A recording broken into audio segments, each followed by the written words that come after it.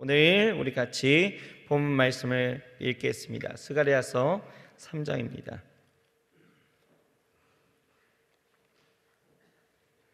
스가랴 3장이고요. 1절부터 10절까지 함께 우리 봉독하실 때에, 교독할 때에 마지막 10절은 같이 읽도록 하겠습니다. 제가 먼저 읽습니다.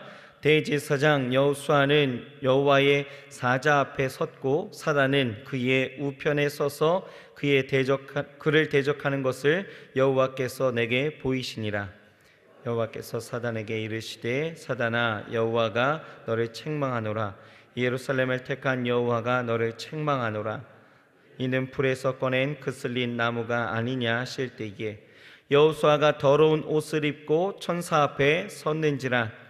여호와께서 자기 앞에 선 자들에게 명하사 그 더러운 옷을 벗기라 하시고 또 여호수아에게 이르시되 내가 내 죄과를 제하여 버렸으니 내게 아름다운 옷을 입히리라 하시기로 내가 말하되 정한 관을 그 머리에 씌우소서 하매 곧 정한 관을 그 머리에 씌우며 옷을 입히고 여호와의 사자는 곁에 섰더라. 여호와의 사자가 여호수아에게 증거하여 가로되 만군의 여호와의 말씀에 네가 만일 내 도를 준행하며 내 율례를 지키면 네가 내 집을 다스릴 것이요 내 뜰을 지킬 것이며 내가 또 너로 여기 섰는 자들 중에 왕래케 하리라. 대제사장 여호수아야, 너와 내 앞에 앉은 내 동료들은 내 말을 들은 것이라. 이들은 예표의 사람이라. 내가 내 종 순을 나게 하리라. 만군의 여호와가 말하노라. 내가 너 여호수아 앞에 세운 돌을 보라. 한 돌에 7눈이 있느니라. 내가 새길 것을 새기며 이 땅의 죄악을 하루에 제하리라. 만군의 여호와가 말하노라. 그날에 너희가 각각 포도나무와 무화과나무 아래로 서로 초대하리라 하셨느니라. 아멘. 우리 화행복 교재를 같이 보시겠습니다. 오늘 제목은 왕같은 제사장입니다. 7절 말씀이 6절 말씀인데요, 우리 같이 한번 읽습니다.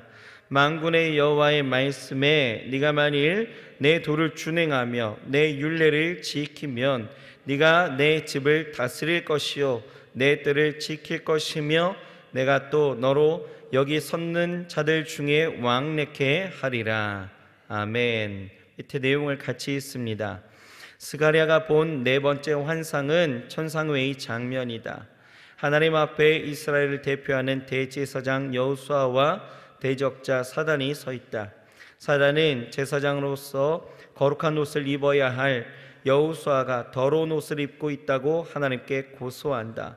여호수아가 죄로 얼룩져 있다는 것이다. 이렇게 고소하는 것은 대제사장인 여호수아에게서 그 직분을 빼앗으려는 수작이다. 하지만 하나님은 오히려 고소하는 사단을 책망하시고 여호수아의 죄를 제거해 주신다. 또한 여호수아의 더러운 옷을 벗기시고 아름다운 옷을 입히시며 거룩한 관을 머리에 씌워 주시기까지 한다. 거룩하게 된 여호수아는 예표의 사람 곧 다가오는 밝은 미래의 징조이다. 하나님은 하나님의 종 순을 보내주시고 7눈을 가진 돌을 세워 주실 것이다. 순과 돌은 모두 메시아를 상징한다. 그는 공의와 정직으로 세상을 다스리시고 온 땅에 평화 샬롬을 다시 가져올 것이다. 우리는 하나님의 자녀가 되었음에도 불구하고 매일 죄로 얼룩진 옷을 입고 산다. 사단은 이것을 꼬투리 잡아 우리가 하나님의 자녀가 되지 못하도록 끊임없이 고소한다. 그러나 하나님은 항상 우리 편이 되어 변호해 주신다. 죄로 얼룩진 우리를 불로 소멸해 주실 수도 있지만 불에서 꺼낸 그슬린 나무처럼 우리를 건져 주신다. 우리 죄를 위해 단번에 자신의 몸을 들이신 예수님의 십자가 보혈로 우리를 깨끗이 씻어 주신다. 영원한 반석이요 산돌이신 예수님과 연합하여 날마다 아름다운 성전을 이루어가는 삶을 살자. 이 스가랴서는 학계 선지자와 더불어서 성전 재건에 관한 메시지를 선포하는 말씀입니다. 오늘 우리가 보고 있는 이 스가랴서 3장은 네 번째 환상이죠. 천상회의 장면입니다. 이 성경을 연구하는 사람들은 오늘 본문의 장면의 그 이미지를 법정 안에서 벌어지는 그 모습과 비교하고 있습니다. 이를테면 이런 거죠. 재판관된 여호와 하나님 앞에 이제 천사가 서 있고, 그리고 하나님 앞에는 피고 대제사장 여호수아가 서 있고, 또 그 반대편에는 원고 이 사탄이 피고인 대제사장 여호수아가 행한 모든 잘못에 대해서 지적하는 모습을 볼 수가 있는 것입니다. 오늘 본문 1절에서 2절 말씀을 보면 이 천상의 법정에서 사단이 여호수아를 고발하는데 하나님께서 오히려 이 사탄을 책망하는 그런 모습을 보여주고 있습니다. 그런데 여러분, 이러한 천상의 이 장면들, 이 법정을 우리는 어디서 본 것 같지 않습니까? 우리가 잘 알고 있는 이 욥기서 1장 6절 이하의 말씀을 보면 이와 같은 내용, 이와 같은 모습을 보여주고 있습니다. 동방에 의로웠던 이 욥이 늘 예배 중심, 곧 하나님 관계 중심의 그 삶을 살 뿐만 아니라 자기 자식도 그렇게 살게 하도록 늘 가르치고 그렇게 있었는데, 천상의 그 회의에 나타난 이 사단이 욥을 고발하는 모습들이죠. 이때 이 사탄은요, 하나님께 말합니다. 까닭 없이 욥이 하나님을 섬긴 줄 아십니까? 하나님이 이것도 주시고 저것도 주시고 부귀영화를 다 주셨기 때문에 그렇게 잘 섬기는 것이지, 만약에 그것을 빼앗아 버리면 그는 하나님을 섬기지 않을 것이라고 고발하게 되어지죠. 하지만 하나님은 자신이 있었습니다. 그래서 이 사탄에게 자랑했던 이 욥을 알았기 때문에 사단에게 그런 권세를 허락해서 사단이 욥의 모든 재산을 빼앗고 또 그의 자녀들까지 다 죽음에 이르게 합니다. 이때 욥이 뭐라고 하죠? 잘 알고 있는 말씀이 있죠. 주신 자도 여호와시고 취하신 자도 여호와시니 모든 영광 모든 찬송을 받으실지어다 라고 합니다. 그러자 이 사단이요, 다시 한번 하나님께 또 고발하죠. 이번에는 하나님, 그가 건강하기 때문입니다. 만약에 그 육신을 쳐서 그를 내어두시면 하나님을 저주할 것이라고 이야기하죠. 그런데 욥은 뭐라고 합니까? 악창이 나고 정말 죽을 것 같은 고통이 있어도 그냥 하나님 앞에 고백하는 것이, 하나님께 내가 이렇게 복을 받았은즉 화도 받지 아니하겠느냐라고 고백하는 거예요. 그렇게 신앙을 굳게 지켜나갔다라는 것입니다. 바로 이와 같았던 천상회의가 오늘 본문에서도 또 환상으로 보여지고 있는 것이죠. 사탄은 이 대제사장 여호수아의 죄악을 고발하고 있습니다. 또 하나님께서는 그 고발 앞에 정말 그래? 여호수아가 그랬단 말이야? 하면서 그 사탄의 고발에 순응하시는 것이 아니라 오히려 이 사탄을 책망하시는 모습입니다. 그렇다면 이 본문 가운데 나오는 이 대제사장 여호수아는 누구입니까? 사실 대제사장 여호수아는 바벨론 포로로 끌려갔었던 이 유다 민족들이 이제는 고레스 대왕이 그 칙령에 따라서 포로로 귀환할 때에 그 인솔자 중에 한 사람이었죠. 총독 스룹바벨과 대제사장 여호수아가 약 5만이나 되어지는 이 포로민들을 이끌고 다시 예루살렘으로 귀환하게 되어지는데, 오늘 본문 2절 후반부에 보면 이 여호수아에 대해서 뭐라고 이야기하냐면 그 상태에 대해서 타는 불에서 꺼낸 그슬린 나무와 같다라고 이야기하는 거예요. 생각해 보세요. 지금 이와 같은 막중한 책임을 감당하고 있었던 이 대제사장 여호수아가 결코 타는 불에서 꺼낸 그슬린 나무라고 이야기할 수는 없는 거 아니겠습니까? 사단도 그런 여호수아를 하나님께 고발하고 고소할 근거는 아마 없었을 것 같습니다. 그렇다면 본문에 말하는 이 대제사장 여호수아는 누구입니까? 그것은 곧 하나님께서 택하신 이스라엘 백성들을 이야기하는 거죠. 특별히 여기서 여호수아를 가리키는 것은 여호수아의 직책 가운데서 우리는 좀 집중할 수 있어야 된다는 것입니다. 그 직책이 대제사장이었죠.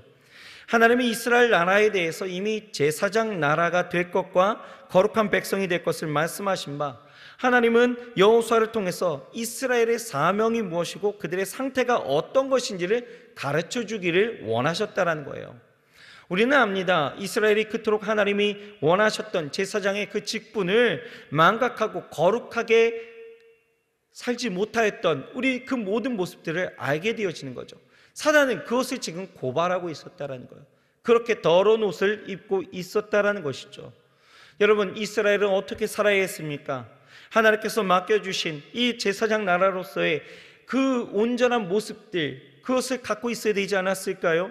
하나님과 바른 관계를 맺고 하나님께서 명령하신 율례와 그 법도를 온전히 쫓아서 가난한 자를 억압하지 않고 공평한 그 저울추로 사용하고 정말 굶주린 자를 먹이고 입히고 돌보는 공동체를 세워가는 삶, 정말 하나님을 따라가고 그 말씀 앞에 바로 서는 그 삶을 살아갔어야 되는데, 그들은 어떻습니까? 이방 민족들과 별로 다른 게 없었어요.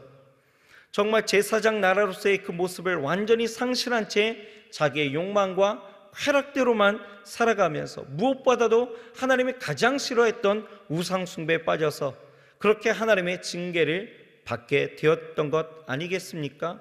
그렇게 결국 바벨론의 침략으로 인하여서 그들이 포로로 끌려감으로 예루살렘 성읍도 다 불탔고 성전도 다 불타버렸는데, 바로 그런 모습이 마치 불에서 꺼낸 그슬린 나무와 같다라고 이야기를 하는 것입니다. 그러나 하나님은요, 그런 이스라엘 백성들을 어떻게 보셨어요? 중요한 것은 사단의 그런 고발에도 불구하고 오히려 사탄을 책망하신다라는 거예요. 그러면서 하나님은 오늘 본문 4절에서 5절 말씀을 보면 연약하고 볼품없고 정말 죄로 얼룩져 있고 쓰러져 있는 이 이스라엘 백성들, 대제사장 여호수아의 모습을 통하여 이 이스라엘 백성들의 그 모든 죄악을 다 제거해 주시고 아름다운 옷을 입히시고 그 머리에 관을 씌우셨다라는 거예요. 이것은 마치 선악과를 따먹고 두려워서 숨어 있었던 이 아담과 하와에게 가죽옷을 지어 입혀주시는 그런 모습과 같다라는 것입니다. 그리고 여호수아 곧 이스라엘 백성들에게 어떻게 하라고 하셔요? 머리에 정결한 관을 씌워주시고 옷을 입혀주시게 하죠. 더욱이 본문 6절 말씀을, 그 6절 이후를 보게 되어지면 여호와의 천사를 통해서 선포되어지는 그 약속이 나오는데 뭐라고 이야기합니까? 여호와의 도를 행하고 또 규례를 지키면 집을 다스리게 되어질 것이고 뜰을 지킬 수 있게끔 그 특권과 모든 은혜와 그 축복을 허락해 주시겠다라고 말씀하고 있는 것입니다. 그만큼 그 은총을 덧입혀 주시는 모습인 거죠. 여러분, 그렇습니다. 하나님은 이와 같이 우리의 죄악으로 무너지고 넘어져 있는 일이 있다 할지라도, 그래서 사단의 그 참소함 속에서 그 죄의식 속에서 절대로 일어나지 못하게 한다 할지라도 하나님은 그냥 우리를 내버려 두시지 않는다라는 거예요. 그와 같이 여겨진 우리의 삶일지라도 하나님은 우리를 씻기시고 새롭게 하시고 다시 일으켜 세워주신 줄 믿으시기 바랍니다. 근데 우리는 좀 착각하는 것이 있어요. 우리가 착각하지 말아야 되는 것이 무엇이냐? 이런 은총이 이스라엘 백성들이 뭔가를 잘해서 충성해서 그렇게 되어졌다라고 생각할 수 있는 거죠. 정말 그렇습니까? 아니죠. 오직 만군 여호와의 하나님, 이 하나님의 주권으로 하나님이 그렇게 하셨다라는 거예요. 그래서 그런 말씀과 함께 마침내 하나님은 어떻게 하십니까? 포도나무와 무화과나무 아래로 그 자녀들을 초대하신다는 그 약속으로 이 3장을 마무리하고 있다는 거죠.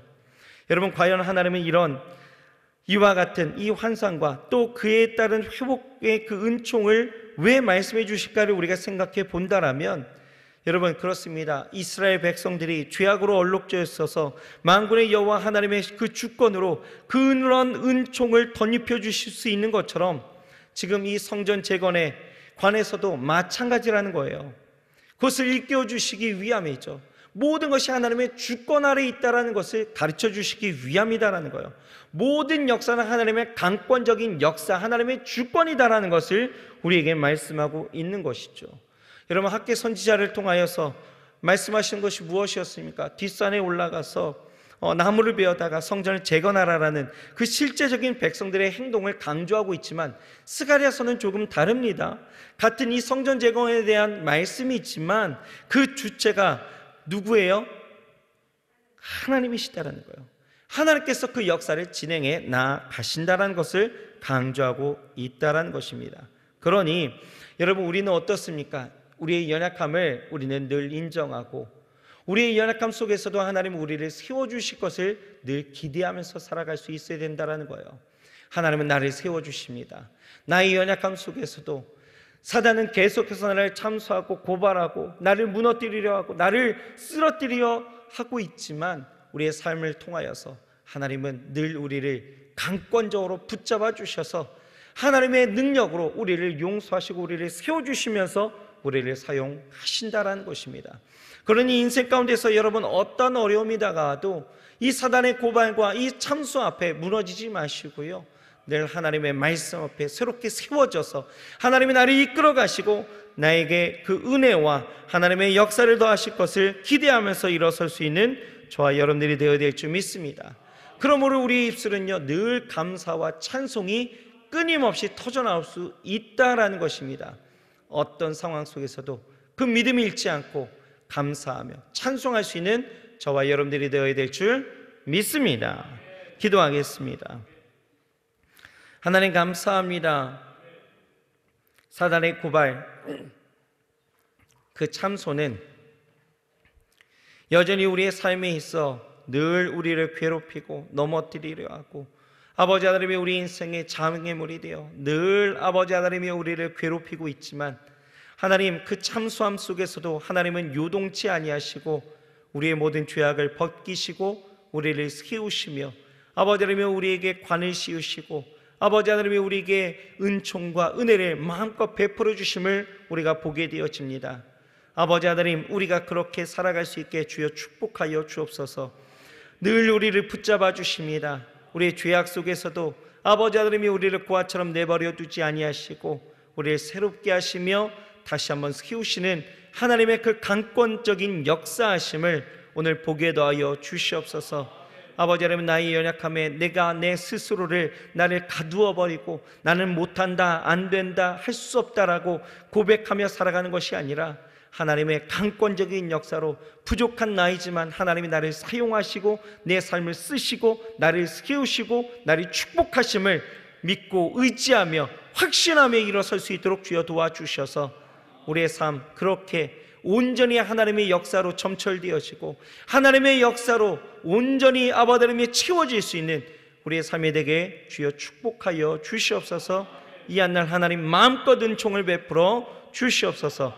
예수님의 이름으로 감사하며 간절히 기도드렸사옵나이다. 아멘.